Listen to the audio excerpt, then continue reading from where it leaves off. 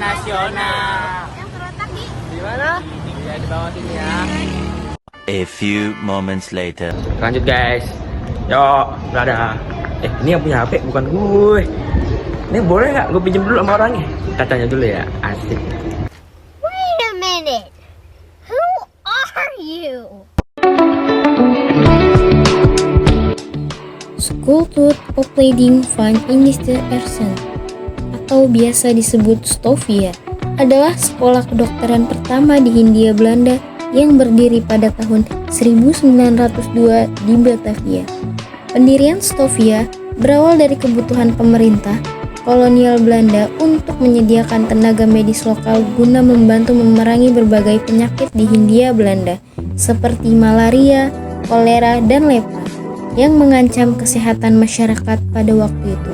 Sebelum Stovia resmi didirikan, pendidikan untuk tenaga medis pribumi sudah ada, tapi bersifat terbatas. Pada tahun 1851, pemerintah kolonial mendirikan Dokter de Jawa School di rumah sakit militer Walter Reden, yang kemudian berkembang menjadi Stovia.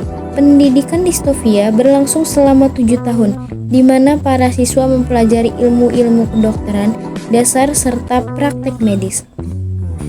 Siswa-siswa Stovia umumnya berasal dari kalangan pribumi dengan latar belakang sosial yang beragam, tetapi memiliki kecerdasan dan ketekunan yang diakui.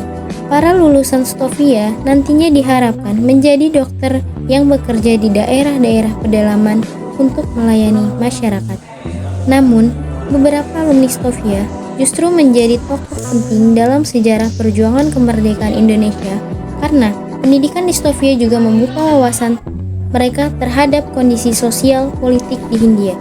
Salah satu alumni yang terkenal adalah Dr. Sutomo yang mendirikan organisasi pergerakan nasional pertama, yaitu Budi Tomo pada tahun 1908. Stovia menjadi pusat pendidikan kedokteran hingga akhirnya ditutup pada tahun 1927 dan digantikan oleh Geneeskundige Hogeschool, sekolah kedokteran tinggi di Batavia.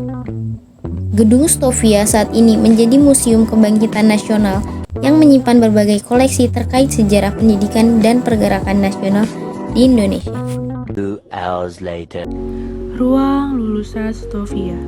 Lulusan Stovia memiliki peran penting dalam meningkatkan kualitas kesehatan masyarakat Hindia Belanda. Kerja keras yang dilandasi rasa ikhlas menjadi etos yang melekat dalam diri mereka. Sehingga praktek pengobatan yang dilakukan tidak menetapkan tarif biaya dan tidak membebankan pasien.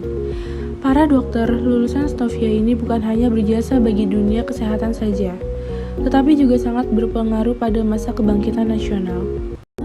Ini adalah ruang asrama Stovia. Pada 1 Maret 1902, kegiatan pendidikan kedokteran pindah ke gedung Stovia atau Sekolah Pendidikan Dasar Bumi Putra. Gedung Stovia dirancang untuk memenuhi semua kebutuhan para pelajar, sehingga dilengkapi dengan beragam fasilitas pendukung kegiatan pendidikan. Pelajar Stovia harus tinggal dalam asrama yang memiliki peraturan yang sangat ketat. Semua penghuni dituntut untuk hidup disiplin dan tanggung jawab.